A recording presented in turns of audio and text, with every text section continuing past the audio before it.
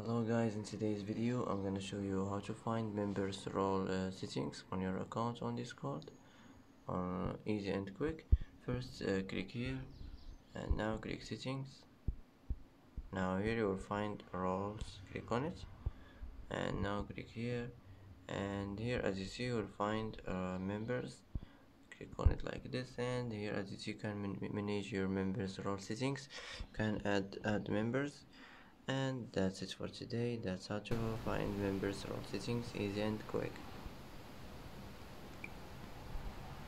And that's it for today's video. If you like this video, don't forget to like and don't forget to subscribe.